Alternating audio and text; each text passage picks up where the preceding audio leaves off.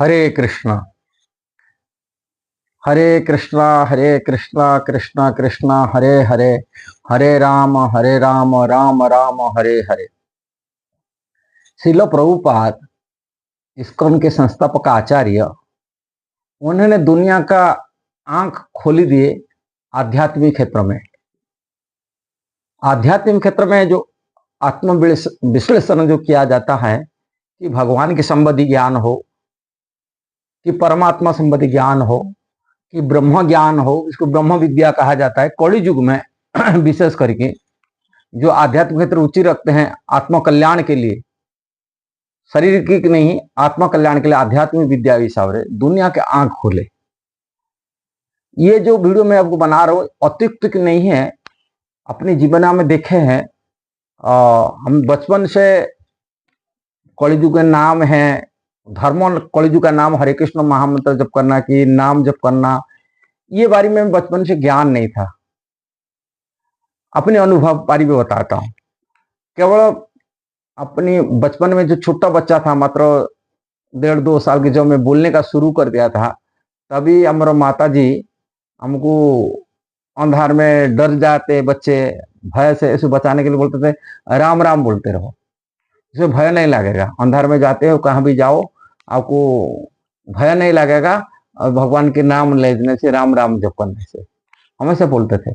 और उन्हीं की बातों पर हम राम राम ही बोलते थे। राम नाम लेने के माध्यम से हम जब बड़े हुए, अनेक साधु संत को देखा हुए हैं। लोग तथाकथित साधु संत माने संत साधु जैसा ही शास्त्र हिसाब से नहीं है। कोई गंजा वाले लोग, गांव के लोग मानते हैं गंजा पी रहा है, बीड़ी सिगरेट पी रहा है, साधु वाले वो तांत्रिक फांत्रिक ज्ञान है, उनको भी साधु मान लेते थे। और अलग अलग देवी देवता उपासना करने वाले, उनको भी साधु मानते थे। और ऐसा लोग अनेक साधुओं को हम देखे, गए, साथ में मिले, किंतु हम पर रुचि बचपन से नहीं हुई है। इन साधु संतों के प्रति हम श्रद्धा नहीं रहा। इसी कारण से ठाकुर जी नाम हम प्रति, भगवान के नाम लेते थे बचपन से। भगवान कहते गीता में, मैं उनको बुद्धि देता, ददामी बुद्धि जुगम तम जैन माम उपायंती थे। जो मेरा भजन करता, मेरा भक्ति करता, मैं उसको बुद्धि देता हूं जैसा वो मेरा पास आ सकता है। इसलिए ये विशेष ठाकुर जी कृपा है कि उनके नाम शुरू से बचपन से राम राम लेते थे। अनेक तथाकथित जो संत, जैसे विवेकानंद की ग्रंथ है, असीमा अरविंद की ग्रंथ है, कई ग्रंथ हम तो ऐसे पढ़े हैं, किंतु इनके फिलोसफी पढ़ने से हमारे मन में कभी श्रद्धा पैदा नहीं हुआ ये सिद्धांत वाली। किंतु श्रील प्रभुपाद की ग्रंथ जो भगवत गीता में पढ़ाई शुरू किए, प्रभुपाद के द्वारा दिया गीता, तभी मेरा डाउट सब क्लियर हुआ। ये जो तथाकथित साधु क्या होते हैं, विशेषकर महामंत्र भी, तभी महामंत्र नहीं लेता था। महामंत्र जानता था लोग जब करते थे, महामंत्र वाली जानकारी नहीं था।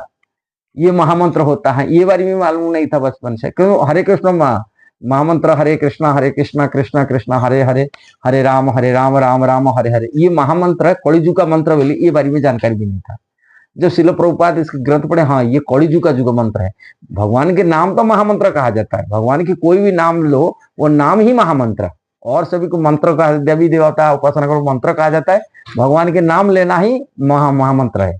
किंतु कलिजुग का युग मंत्र ये प्रभुपाद जी ग्रंथ से हमको प्राप्त हुआ। खड़ा हमको नहीं, आज सारी दुनिया को मालूम हुआ कलिजुग का युग मंत्र महामंत्र क्या है। आज साधुओं के अंदर में हम किसी को भी साधु, आदिकाल भी फंसे हुए जो श्रील प्रभुपाद जी ग्रंथ नहीं पढ़ा, प्रभुपाद जी को बुक नहीं पढ़ा, उन लोगों के मध्य में बहुत सारे डाउट इसलिए पड़ा हुआ है, वो एक प्रामाणिक आचार्य ग्रंथ पढ़े नहीं, इसलिए किसी व्यक्ति को वो साधु भगवान भी मान लेते। जैसे ही आसाराम के चेले लोगों देखो, अनुजाई वहां बहुत सारी, उनको भी भगवान मानते। कुरपाल का अनुजाई उनको भी भगवान मानते। रामपाल के अनुजाई उनको भी भगवान मान लेते। राम रहीम के अनुजाई उनको भी भगवान मान लेते। ये हाथरस कांड वाले जो था, इसको आजकल साकार नारायण बोलते हैं, भोले बाबा, उनको भी भगवान उनका फॉलोवर मानते। क्योंकि लोगों सब शास्त्र पढ़े नहीं, कि प्रामाणिक परंपरा आचार्य पढ़े नहीं, ग्रंथ पढ़े नहीं, इसलिए किसी को भगवान मानते। और जो लोग संस्थापक अलग अलग संस्था बनाई रखे, जैसे ब्रह्म कुमारी वाले एक संस्था बनाई, जो दादाजी बनाए, कि यहाँ राधा स्वामी वाले भी संस्था बना के रखे, कि गायत्री सोसाइटी वाला संस्था बना के रखे। ऐसे सोसाइटी वाले आध्यात्मिक क्षेत्र में लोग प्रचार प्रसार कर रहे हैं, किंतु उनके अंदर बहुत सारे आध्यात्मिक क्षेत्र में ज्ञान अधूरा है, प्रामाणिक ज्ञान नहीं का, परंपरा से जुड़े नहीं हुए, जिस कारण से उनको फॉलोअर तो बनते हो, फॉलोअर बनाना वाले बनने वाले दोनों गलत रास्ता में है, प्रामाणिक रास्ता पर नहीं है, प्रामाणिक परंपरा सिद्धांत पर वंचित है। ये सभी यदि श्रील प्रभुपाद की ग्रंथ यदि कोई पढ़ लेगा, निश्चित उनका डाउट क्लियर होगा, संशय दूरीभूत होगा, वास्तव सत्य को जान पाएंगे, वास्तव सत्य भगवान श्री कृष्ण की भक्ति कर पाएंगे और श्री कृष्ण के शरण में आ पाएंगे। जो वैदिक शास्त्र को निचोड़ में कृष्ण ही कहा रहे, भगवत गीता कहा रहा है, सर्वधर्मान परित्यज्य माम एकम शरण, कृष्ण के शरण में जाना। कृष्ण बोलते मेरा भक्त बनो, मनमना भव मत भक्त मत जाजी मांग नमस्कार, मेरा भक्त बनो, मेरा पूजा करो, मेरे को नमस्कार करो। ये गीता के सार कृष्ण स्वयं को बोला, ये सर्वोत्तम ज्ञान बलि कहा रहे अर्जुन को भगवत गीता में। ये गीता की सिद्धांत है, और गीता समस्त उपनिषद का सार कहा जाता है। भगवत गीता सभी उपनिषद का ये सार है भगवत गीता।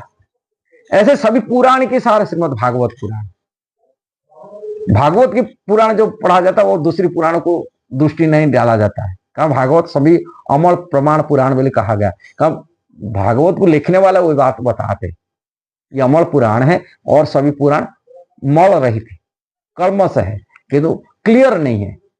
इसलिए अलग अलग पुराण में अलग अलग देवी देवता अलग अलग बारी में वर्णन किया गया। श्रीमद भागवत में अमल होने के नाते कहो श्रीमद भगवान श्री भगवान की गुणानुवादन किया गया, भगवान श्री कृष्ण का भक्तों की गुणानुवाद किया गया। उसमें कोई संसारिक क्रियाकलापों में वर्णन नहीं किया गया, कर्मकांड वाली वर्णन नहीं किया, कोई देवी देवता उपासना में महत्व नहीं दिया गया, भगवान की महत्व दिया गया।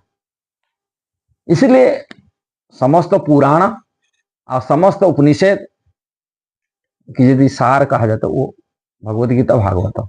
असील प्रभुपाद ये दोनों पुस्तकों को महत्व दिए संसार के लिए, और संसार को दिए जिस कारण।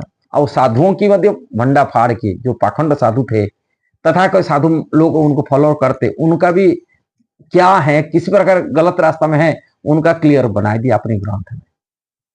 यदि संसार में यदि कोई कल्याण करने के लिए चाहते, वास्तव परम सत्य को समझने के लिए चाहते, और आध्यात्मिक विद्या में पारंगत होने के लिए चाहते, और जीवन में वास्तविक श्रेय प्राप्ति करने के लिए चाहते, आत्म कल्याण करने के लिए चाहते, आत्मज्ञान प्राप्ति करने के लिए चाहते, आत्मज्ञानी बनने के लिए चाहते, उनको श्रील प्रभुपाद ग्रंथ पढ़ना चाहिए, भगवद गीता भागवतम चैतन्य चरितामृत आदि क्लियर करना। भगवान कलि युग में आए, स्वयं गौरांग महाप्रभु चैतन्य महाप्रभु में आकर के संसार को शुद्ध भक्ति का मार्ग दिखाया। जब तक कोई चैतन्य महाप्रभु के चरण आश्रित नहीं हुआ, कि श्रील प्रभुपाद जैसा भक्तों की संगति नहीं किया, भक्तों की द्वारा दिया गया दर्शन शास्त्र उन्हीं का अनुसरण नहीं किया, तब शुद्ध भक्ति का मार्ग से वंचित हो जाएगा।